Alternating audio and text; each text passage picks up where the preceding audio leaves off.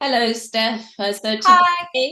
Hi. Hello. Today is our episode one of season three. We are starting an exciting journey of talking about patient journeys, getting their vision correction or dry eyes. So today we have our beautiful Steph, our guest, who is going to talk us through her journey and all the frustration before when she used to wear glasses and contact lenses, and her journey into finding her pathway to vision correction and finding my services. Welcome, Steph. Thank you for Hello. thank you for agreeing to be in our podcast, and it would be really helpful to patients out there who are in your situation, and having gone through the journey, you can talk us through how you found it. How are you feeling today? I'm feeling great, thank you. So, are you okay? You okay? Yeah, You yeah. looking good too? Oh, well, very, very good. So, can you Good. tell me when you first realized that you had to wear glasses or contact lenses? How old were you? I think I was 10. So I started not being able to see the blackboard at school because I'm that old. We have blackboards, and I couldn't see the numbers bowling and that sort of thing. And yeah, so it was difficult education wise. So I went and got glasses, and then I was fairly self conscious because obviously I'm a girl or woman now. So I had to get hard contact lenses when I was 15, which was again unusual. But I am actually have a full blown phobia of people touching my eyes. So that was really hard for me, and having to overcome um, going to the opticians for me is like people who are afraid of the dentist. So fine going to the dentist, you can rip as many teeth out as you like, but anyone coming near my eyes, including me touching my own eyes, so literally it was like having to touch a spider every day to get contacts in my eyes. But which was fine for a few decades, but as soon as I got older, I started having really bad dry eyes. So I had chronic blepharitis, I think, for 3 years and blocked myobium glands, which the NHS weren't overly interested in because it's classed as you're a woman of a certain age. So enjoy. Which, they've, God bless the NHS, they've got, better things to be doing with patients, cancer and so on. But So it how was did just you, really difficult. yeah, Yeah, how go did on. you feel as a 10-year-old starting to wear glasses? I really didn't like it. So I was hardcore tomboy. So thank God we didn't have parkour when I was younger because I was already roof jumping, climbing trees, throwing myself into swimming pool, you name it, I was doing it. And the second I got glasses, because they were so expensive, I was frightened of damaging them. So it was like a personality shift. So I was kind of afraid to do things because I didn't want to break my glasses and get in trouble. And Yeah, um, yeah, it was weird because I'd gone from never being afraid of heights, well, not being afraid of anything, to like, oh my God, I'm going to drop them, I'm going to break them, this sort of thing. And um, I wasn't, I wasn't too short-sighted then, but it was short-sighted enough not to be able to function, to be able to see stuff on the board. Whereas the older I got, like the worse my vision got, and it got really, really bad. I mean, -6 probably isn't that bad to other people, but you can't see anything of any merit. yeah, Everything is blurry, and it was starting to massively affect my life, and I couldn't wear contact lenses. And I would like the option to wear contact lenses because I do quite extreme sports. So I do pole fitness, which you're going upside down a lot, so you're inverting a lot. And barely anyone who wears glasses, you haven't lost your glasses at one point, and you kind of need to be able to see if you're doing something dangerous. So if you're upside down on a pole and your glasses fall off, it's a bit problematic. So, yeah. um, and So, it's not really something I could take my glasses off to do yeah, because I would literally physically miss the pole. It would be too dangerous. So the pole's quite narrow, and my vision wouldn't allow me to see that. So it and also it's just a safety thing. I was too blind. I was too short sighted to be able to see what I was doing. But also, I was getting to the point with my glasses where I was getting to the point where I was going to need varifocals. So even when I was wearing my glasses and I was doing something, if I'm looking at the TV and I'm looking down my phone, which let's face it, we're all looking at our phones whilst watching TV, I would have to look under it, and and it's like, oh God, it's just it's exhausting. yeah. So So yeah. just going back to when you're 10-year-old, you Mm. completely changed your personality. So you were Yeah, it really did actually. before your glasses, you're, you know, carefree, you're doing everything you wanted, unrestricted. And suddenly, Yeah. with the glasses on, It you, made me very self-conscious as well. So, yeah. and the older I got, the more self-conscious I got. And also you felt restricted, not free anymore to do anything that you wanted to do. Yeah. Jump. Yeah. It was always just the concern. But, you know, even if you're like up the top of a tree, as I was, you know, and you look down, if like your glasses move and stuff, and it's just fear. And I don't like living my life afraid. Yeah. And I've realized literally up until my surgery Yeah. that I was living afraid, and I did always have a fear. Yeah. And I've just noticed that I always call it my kamikaze attitude has come back in full, and it's like the most dangerous stuff I can find. Let's go. So it's like, it's nice to have like my old personality kind of coming back.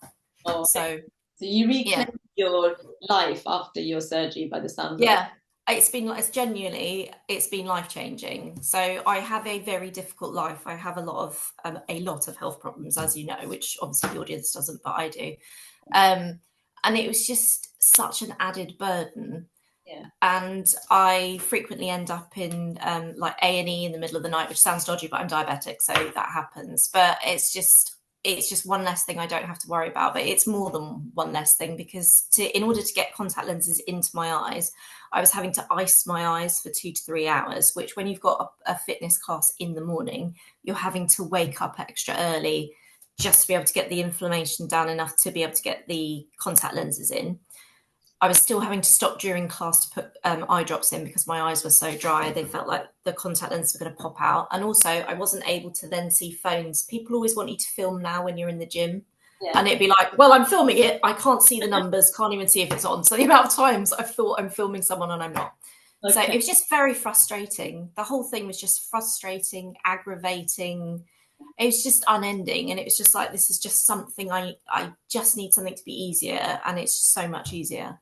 So it's very, you know, it really has like genuinely changed my life, and I'm so happy I did it, and I'm annoyed I waited so long to do it. So shall we go back to your daily life challenges? You know, you talked about your having to ice your eyes to cleanse, and then your difficulty with pole dancing. And what about the other things, you know, like fasting in the morning when you got up, and just talk me through your daily life. Vanity reasons, when I was like full time, I have to wear glasses. I can't wear contact lenses because my dry eyes were so bad. I did the stupidest thing I've ever done, which is get rimless glasses so that they're like as little on your face as possible. And could I see them? No. And I'm one of those people who has a very messy bedside table and drops things all the time. So fortunately, my husband works from home, but the amount of times I've had to go and interrupt him in a meeting and go, can you come and find my glasses for me? Because it doesn't matter how hard I look. Like literally I'm crawling around on the floor going.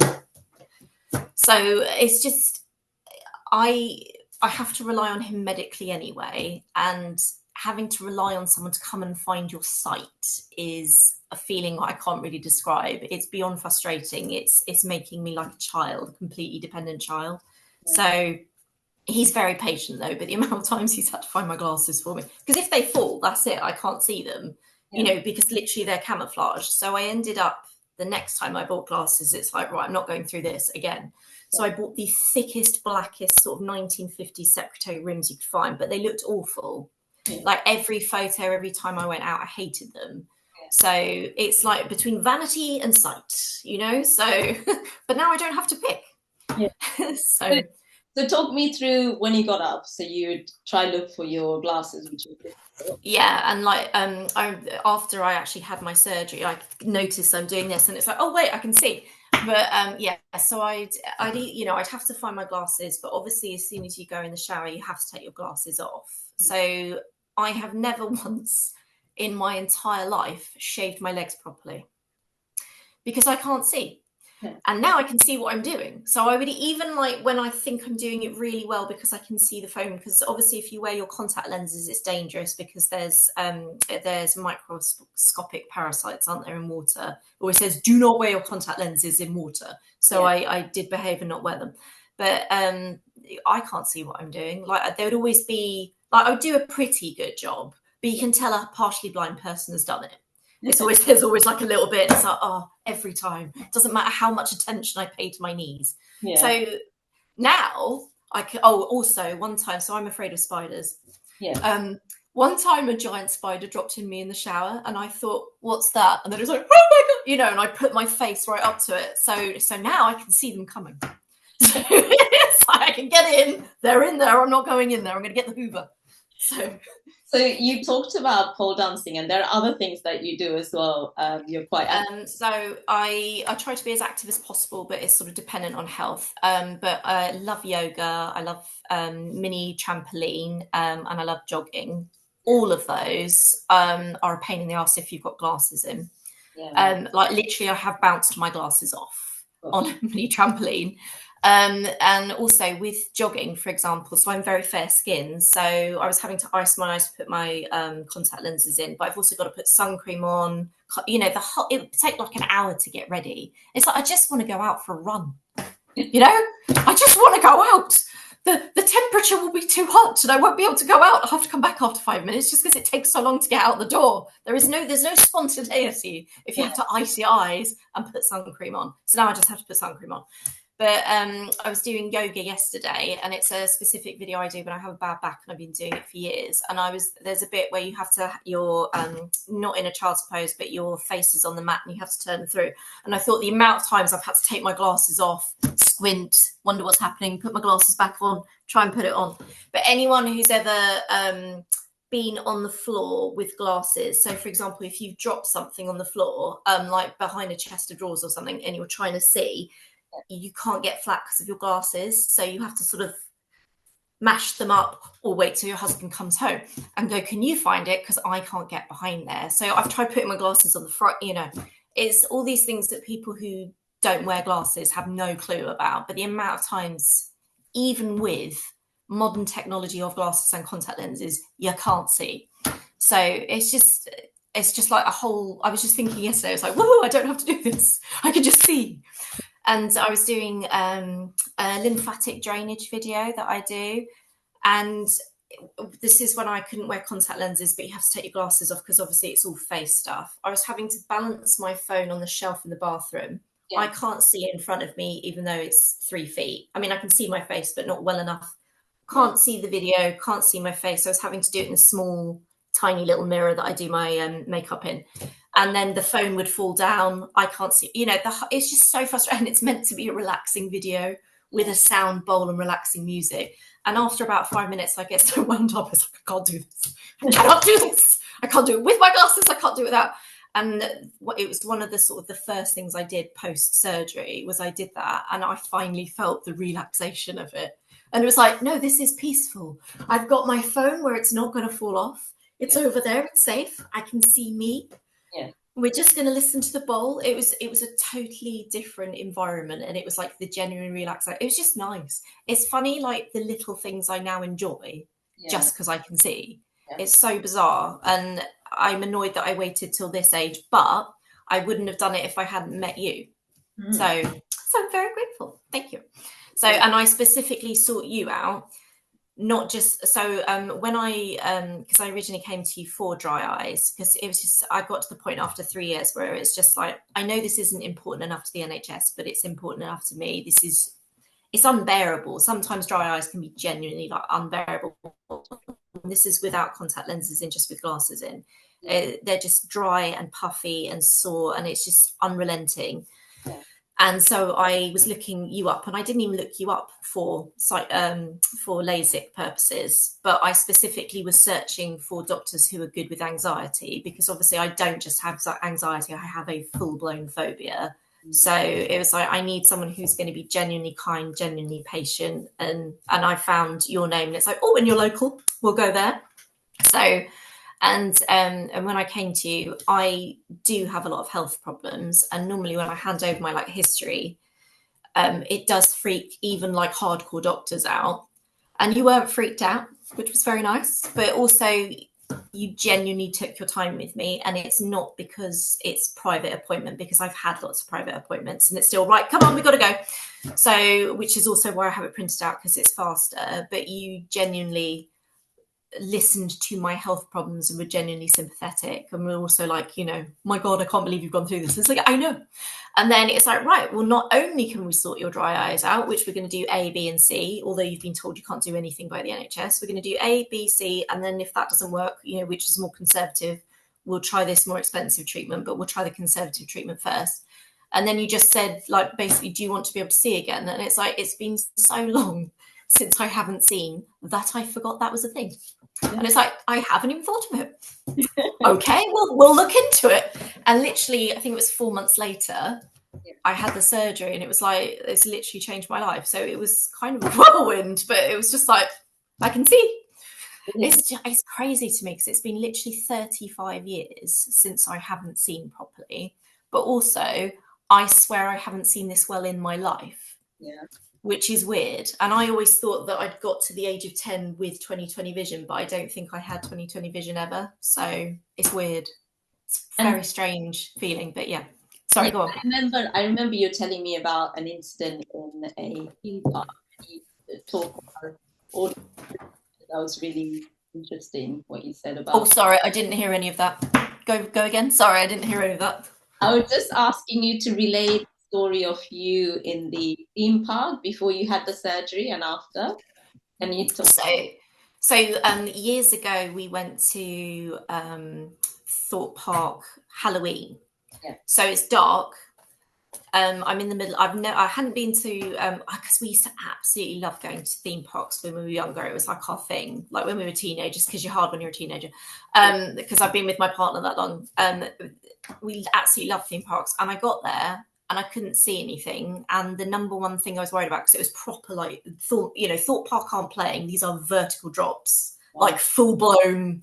You know, we're going to turn you upside down 360, and I'm not losing a £250 pair of glasses because I decided to go on a theme park. So I made probably the worst decision of my life, which is I'm going to take it off, put it in my handbag, and then go on the ride. So I'm now in the middle of nowhere. It's pitch dark. There's a bunch of people I don't know.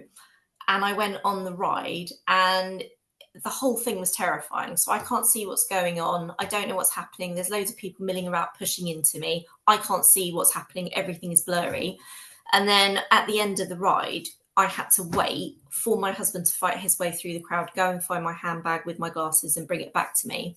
And I did 2 rides, and I just thought, I don't want to do this. This isn't fun. This is like the most stressful. I don't think people understand how vulnerable. I mean, I know I'm not blind, but I don't think people understand how vulnerable it is to be a female and not be able to see, and there's people around you pushing into you. You don't know what they're going to do. I'm not saying anyone's going to do anything at Thorpe Park, but I just didn't like it. And the fact that it was a dark night, and it was like one of the worst decisions I've ever made. It was not fun at all. Whereas we went on, I think it was last week, we went to Chessington, and we genuinely haven't been for years. I went on everything. I went on every single ride, and I could see, and I have my real like kamikaze, like I'm not frightened of anything, I'm going to go on the tallest thing. You know, it was nice to feel that again. And one of the children with me is like nuts like me, and he was like, I wanted to go on everything, whereas everyone else was being a whip. So it's like, well, we'll go, you will stay here, we'll go on the scary rides. So but it was just because some of them are really jerky as well. Like when they say don't go on here if you have a bad neck or back, believe them. But I'm not going to be told what to do, so I went on them. But at least my glasses didn't jerk off. And also, like, I always worry about like wind in my eyes with contact lenses as well. So it's just, I don't know, it's just weird. But I had a release, and it was like, oh, the old me is back. So that was nice. Like I wasn't afraid of stuff. And like genuinely, I was like kept thinking, where is the fear? Because it's meant to be here. And it's like, it's not here. So I didn't go on Dragon's Fury though, because I went on that years ago, and you genuinely need to see a chiropractor after that. So if anyone wants to go on that by yourself. I'm not going on that. But every other ride I went on, and I just had no fear, no problems. And it was just so much fun. And we went on 11 different rides because it was really quiet. So it was just like got value for money. So I didn't know I'd be able to go to a theme park again. So it was just fun. It was just so much fun. Yeah. You also told me about your experience of going into a swimming pool before the surgery and after. So I love swimming. Yeah. I would love my own swimming pool, have a little paddling pool come summer. But when you go swimming, if you go with friends, everybody looks the same when they're wet, especially if you're blind. Like everyone gets dark hair, and it's literally just like a sort of flesh coloured ball, and then everyone has the same, except for me, but even then my hair will look darker. But I'd literally be going, are you my friend? You know, I used to like disturb people going, are you my husband? No, you're not my husband. You know, it's just no fun. Yeah. Like you can't see anything, you can't see underwater, but like even, I don't know, and also like when you put your glasses in the locker, like I know my local swimming pool, I've been going there for 35 years, and even then it's like I theoretically know where I'm going, but it's still a bit like, it's still, you know, I don't like it. I don't like the vulnerability of it. Yeah. And then once you get in the pool, you can't see anyone or anything. So I think it'd be all right if I was by myself and I'm not looking for people, but you also don't know what's happening. So I stopped going, basically. So there's a lot of stuff I've stopped doing or have had to sort of work my way around because I couldn't see. So, and obviously you shouldn't wear contact lenses in water, and there's no way I'm going to wear my glasses in water. Also, you can't go under the water, can you, if you're wearing glasses? So I just think glasses and contact lenses get in the way a lot. So they do. And I'm too short-sighted not to go without. So I mean, I'm like danger level short-sighted. Well, not now. I've got 20/20 vision, but brilliant. So, you know, you described recreationally it's been difficult. This everyday life was difficult. What about just, you know, traveling on public transport or work and that kind of thing? So I haven't been on a plane yet. But again, that's the thing where I don't have to like worry about my glasses, like putting them somewhere, finding them. But it's just like people come and bother you if you're on public transport, like particularly if you're trying to sleep or whatever, like you don't know what's going on, and then to open your eyes and know what's happening. Yeah. But it just means that I'm always prepared, basically. So it doesn't matter what the situation is. Oh, also, I don't know, it's just stuff like going on the underground and stuff. I found it less stressful. Yeah. So I don't know what, I just genuinely, I'm a lot less stressed. So post-surgery. I also think it's having to do with facing my fear as well. So, because that was literally literally my extreme version of hell, was having that surgery. And it only took 26 seconds, which is insane when you think about it. It took 26 seconds for you to go out the back, unpack a new set of eyeballs, and bring them back in and put them in my eyes. So that's what actually happened. It wasn't surgery; it was new eyeballs. It feels like new eyeballs. It's weird. Yeah, so, no, it's lovely to hear all of those challenges just got so much easier afterwards. And how did you find traveling on airplanes, you know, on flights with contact lenses on and your dry eyes? So I don't think I've travelled since dry eyes, because I don't think I'd be able to bear it because of the air. I literally, for the last, how long is it? Probably 4 or 5 years, I've only been able to wear contact lenses for about 2 hours maximum, because it's that dry and that unbearable, which is basically a fitness class or trying really hard on a night out. Yeah. But I've had to wear my glasses, and you have to take them off for the passport thing. So again, it's just standing there where everything is a blur and you can't see what's going on. And it's like you have to look over here, look at the thing. I can't see the thing. Read the words. I can't read the words. I can't see the words. You have to come up and tell me what the words are and show me where the thing is. You told me to take my glasses off. I can't see the words. So I think people who don't understand, you know, if people haven't been short-sighted, they have no idea how bad it is. Like even with my glasses, I was getting to the point where I couldn't see the writing on the screen, you know, so it's just frustrating. But I don't have to do it now. So now I'll be able to see what everyone's talking about when I go through and I take my glasses off. So brilliant. You don't need to take glasses off. You mean exactly. Don't have to do it. I just go, can see what you're talking about. Yeah. I can read the words. I can see the camera that you're talking about. It's fine.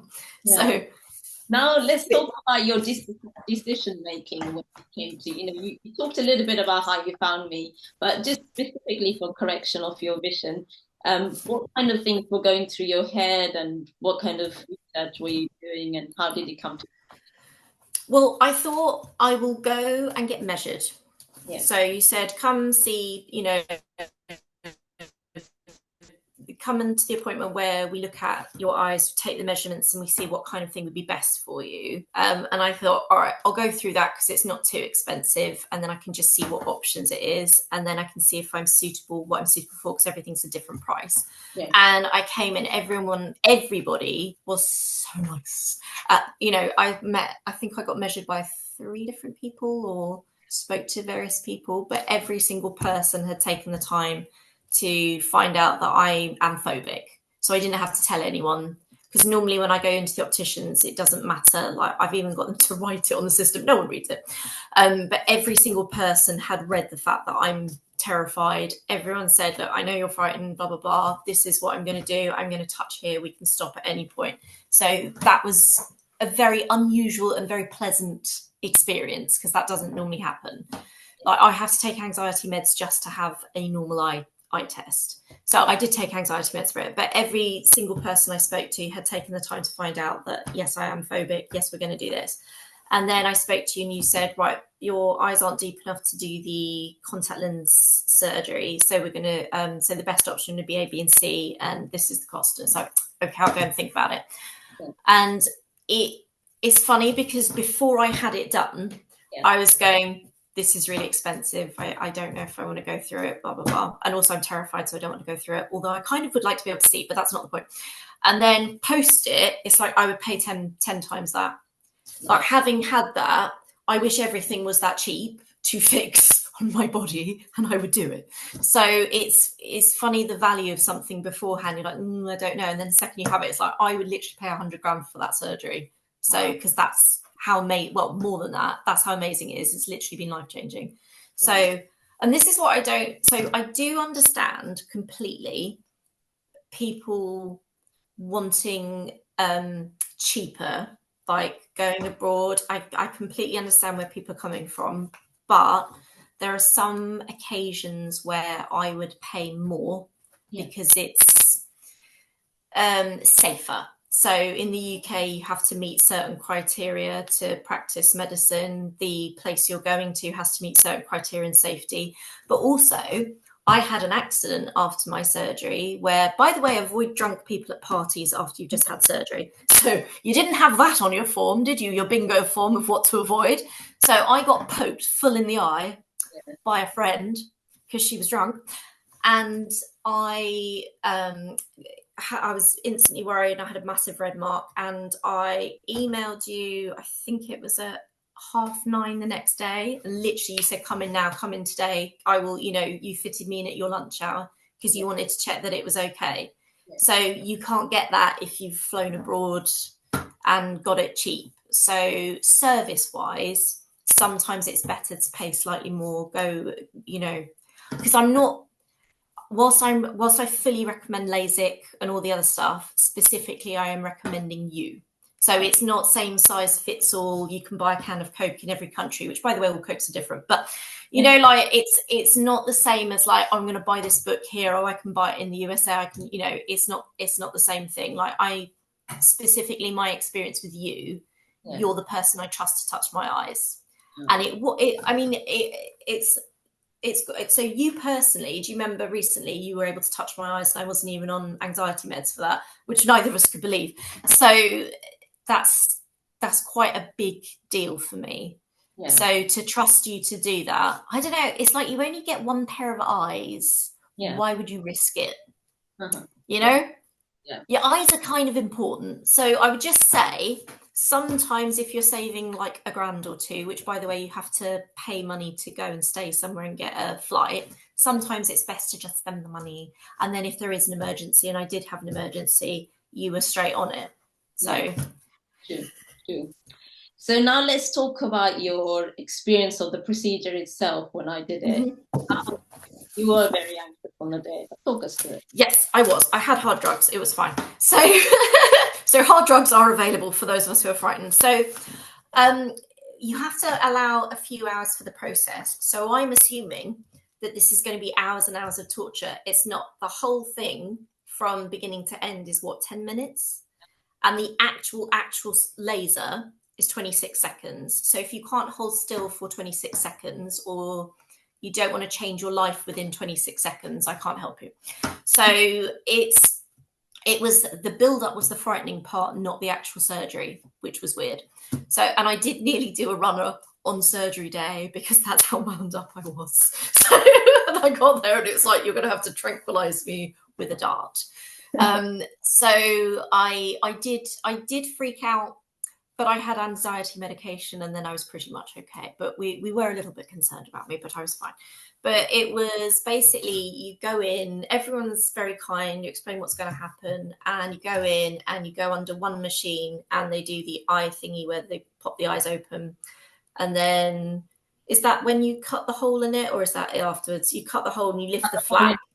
Yeah, that's it. And then you take you over to the other machine and you literally just have to hold still and look at a laser for 26 seconds. And it's 26 seconds. That's nuts. You can literally change your life in 26 seconds. So start to finish. So you're there for a few hours because you have to fill in paperwork and have hard drugs if you're me. Yeah. And then it's like 10 minutes and then 20. I don't even think the measuring bit took 10 minutes, did it? It was like you're basically in the surgery room for about 10 minutes, but literally as soon as you put the flaps down, so whilst it was misty, because obviously I've just had surgery, I could see the clock on the wall and I could see your face more clearly than like normal. So, and I was literally like, I think I can see the clock. Oh, no, I remember that. I mean, I know it's big, but I can see it. Like it was, but it's nuts that literally just even post-surgery, I could see the difference. Yeah. And then I shut my eyes basically for the next 4 hours and we went in a taxi home because I couldn't handle doing, the underground and stuff like that. I think I could handle it now. Yeah. So if I have to have surgery again, because obviously I probably will end up having to have reading surgery in like 10 years time. I think I could handle it now, having been through it. It's like, it's a walk in the park, go for your life. So It's so weird that something I was so afraid of was so easy. Yeah. So, and it didn't hurt at all. Yeah. So even though I was trying to screw up my eyes and making your life difficult. But literally the next day, so I went home and I basically went to sleep because the less you expose your eyes to any light, the better, isn't it? So I literally just thought, so I don't go to sleep. Literally, I got up the next day really early and I went and looked out the back window and I instantly had 20/20 vision. And I was just staring at the brick wall of the house opposite because I could see all the lines on the bricks. Mm-hmm. And then I was looking down and I'm like 2 stories up and I was looking down, I could see all the blades of grass. And I literally stood there for about 10 minutes just staring at everything because I could see. And it was just the most, like I could see leaves on the trees, like individual, like because normally it would just be colour. Yeah. And it was nuts. It was the most surreal experience. So it was just like, oh my God, I have new eyeballs in my face. I have 20/20 vision. I can see everything. So it was crazy. They were sensitive to light, but that's fine. That was only for, I think it was a month that you have to wear sort of UV sunglasses, but it's crazy. Yeah. But yeah, so like literally 10 minutes of your time and 26 seconds for the scary part. So, but genuinely, if I can handle it, anyone can handle it. Because the fact that I even went into that room was, because this was like literally, as I describe it, the most Orwellian experience of my life. This was my literal room 101. Yeah. So all you needed was like a zombie, a great white shark, and a tarantula to be performing the surgery, and we would have had a full set. Like Dr. Aragog, the spider, was performing the surgery. No, it was fine. But it was, so to literally walk into that room and then have that result, I would do it again in a heartbeat. So yes, it is frightening, the thought of people cutting open your eyes. But if someone's going to do it, we recommend you to do it. So I trust you. I don't know. So what would you like to, you've given us a lot of insight on how life has been for you before and after. But someone who's just thinking about it or not thought about it for decades like you hadn't, what would you say? I've literally forgotten it. Sorry, what was the next bit? What would you recommend? I would recommend definitely coming to see you anyway to get the measurements, because that's not a lot of money. You get to meet everybody and you see that it's not a scary place. Everyone is very kind, especially if you're, because I think it's normal people would be frightened of having their eyes cut. That would be a normal thing. For me, it was like literally terror, and I went through it. But I would say come and meet you and just see what it's like, have your eyeballs measured, see what you feel like, and then obviously you get the price and stuff. Yeah. But why are you waiting to see? Like, if you can have 20/20 vision, and you can have 20/20 vision, and I never knew that I could have 20, like I'd forgotten it was a thing. Yeah. But it's changed my life beyond measure. Like, every single thing is easier. Like, literally every single day of my life is easier. And I'm getting to the point where I'll sort of forget that it was harder. But then when I was doing that video yesterday for yoga, I was like, oh yeah, think how annoying this was. And it's more than annoying. It's like full-blown frustration or fear. Because sometimes you're in a situation and you can't wear your glasses or your contact lenses, and it's literal fear and it's vulnerable. And I don't want to be vulnerable. I don't want to be any more vulnerable than I have to be. Yeah. And to be in a situation where you can't see and now be able to have 20/20 vision so I can see exactly what's going on. So I have to wear a CPAP machine at night. And the amount of times that's started acting up and I can't see, and you're trying to put glasses on over the top whilst fixing it because it has to be on your face to fix it. And I managed to sort the whole thing out the other day without even turning on the light, you know, and waking up my husband and stuff. Yeah. So it's just, I have control over my environment, what I can see and what I can do. Right. And it's just like spontaneity. So like if I'm at a party and I feel I want to jump into a pool for some reason, I could. I don't know. I might want to, but it's just, I don't have to. But it's like I stopped wearing makeup because I couldn't see what I was doing. Yeah. And it's so frustrating. And also, and this is another remnant of me not liking people touch my eyes, is I dye my own eyelashes and I perm them. Could I see what I was doing? No. You can really screw that up and it's permanent. So I was able to dye my eyelashes for the first time the other day and I could actually see what was happening because it was the first time I've done it since I've had surgery. So it's one of those things where when you get the price for it, you're like, oh God, no, this is really expensive. And it's like, no, it's not. For what you're getting, it is not expensive. You are literally getting sight and your life back.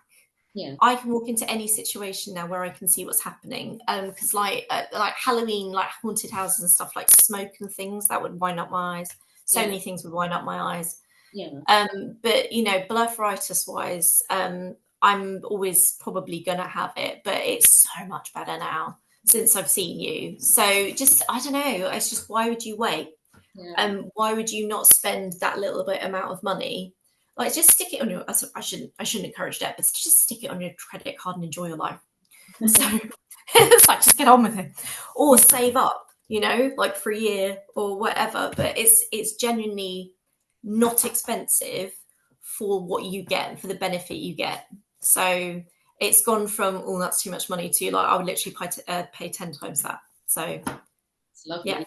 It's been truly an honor transforming your life like that. That's brilliant. Thank you. It's been amazing. I cannot recommend you personally enough, because to be as frightened as I was, so I had an incident when I think I was a toddler. So whilst I don't consciously remember this, my subconscious remembers it. So I have a mild squint, which probably has appeared in this video. But basically I was tortured in the dark for about 3 hours by a bunch of people who were just torturing a toddler. And then ended up seeing the doctor, and it was like, you know, doctor, we saw doctor. And it was like, no, it's like, there's no problem, just take her away. So I didn't remember that. And it wasn't until I found out, I think I was about 18, and it's like, oh my God, this is why I'm absolutely terrified of opticians. But to have reached, but even to know with my conscious mind what it is, I still couldn't control myself. I have found it's easier if I go into a situation going, by the way, I'm terrified. I'm terrified of this. Please touch me gently. Yeah. But you've just been like hands down amazing with all my health problems, and you haven't seen it, because a lot of the time doctors will see my health issues and go, no, it's too much, go away. And it's like, yes, but I want to be able to do this, so you have to help me. And you never made me feel like that, and you genuinely listened, and I genuinely feel like you care. And you were so kind to me on the day when I was freaking out.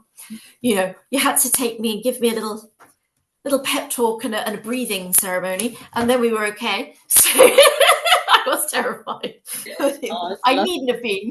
It would have been. I wish I'd seen someone previously who was like, no, seriously, it was terrifying. But actually, once you get in there, that was the least traumatic part. It's the thinking about it. It's like, no, they're going to cut my eyes open. It's like you don't even notice. Yeah. You genuinely don't even notice what they're doing. It's just fiddling about, and then it's like lasers, and then it's like, oh, magical seeing. Yeah. So. Yeah. So, it's really inspiring. And, my slogan. My slogan is transform your vision and transform your life. Literally. And your life. Yes, literally transforming your life and your vision. So it's a good slogan. It works. Yeah. And the other thing, we should make it more balanced, I suppose. There are some people who unfortunately had complications during surgery, but, rest assured, I'm not going anywhere, and I will always be here if there's any complication. But as with any, and I did have a complication which you didn't cause, but you saw me instantly. So, yeah, I mean, there is always a risk with surgery, so you do have to take that into account. And obviously, you have to approach it from, yes, this could happen, but I am one of the lucky ones, and it has been amazing for me. So. Always approach everything with yes, this could happen. And I did read all the stuff. Yeah. But also it's to do with how you look after yourself post-operation as well. Exactly. It has to be a teamwork. And I made sure I did to the letter. Yeah. So make sure you bring sunglasses to wear afterwards, even if it's dark, because the lights will burn your eyes. So it's one of those things. All surgery carries a risk. Yeah. But I've had an amazing experience, so I can't really talk to that. So, but yes, I'm very sorry for those people. But personally, it's not my experience, so I can't really talk about it. But I just came from the sort of place of phobia and then sort of curing the phobia. So that's brilliant.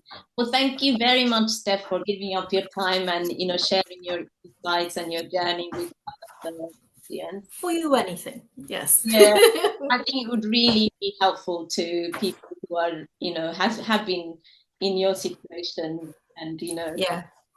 Well, and it's normal to be afraid. It's very much normal to be afraid, but it was such an easy procedure. There is nothing to be afraid of from the procedure point. So.